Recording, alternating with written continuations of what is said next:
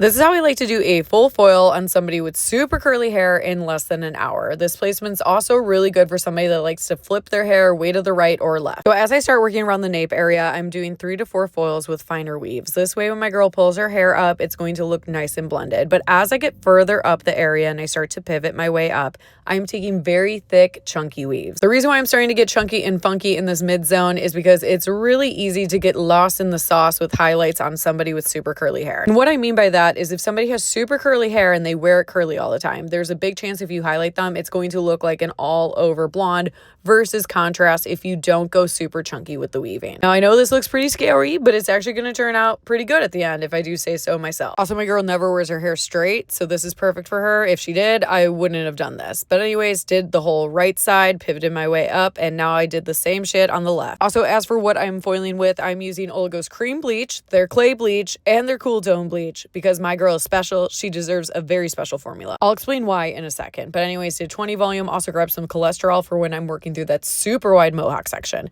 Now for the sides. I lift out that little bit of hair so that it grows out nice. I'm going to be root tapping her, but that little bit of natural in the front is going to help everything blend up nice around her hairline. I am doing those 3 finer foils around her hairline, just like I did in the back. And then I'm going to start pivoting my way up yet again. And I'm going to get chunky and funky. As for why I mixed up those 3 different bleaches, hear me out. Cream bleach, really good for somebody with curly hair because it's really hydrating, but it can slip and slide. So clay lightener is going to help lock that shit into place. While the cool tone, creme de la creme when it comes to lifting, so it's going to give an insane amount of lift. So I decided to go for it. I did a trifecta, and I will say 10 out of 10 recommend. Anyways, after I finished the right side, I did the same shit on the left side, and now let's get to the mohawk section. So I do that 1 foil there, and I start to do about 4 foils on the left corner and on the right corner. I'm starting to incorporate using cholesterol in between some of these foils because her curls are really curly and have a lot of body at the very top here. So the cholesterol is pushing it down so I don't have to fight it trying to get into the foil.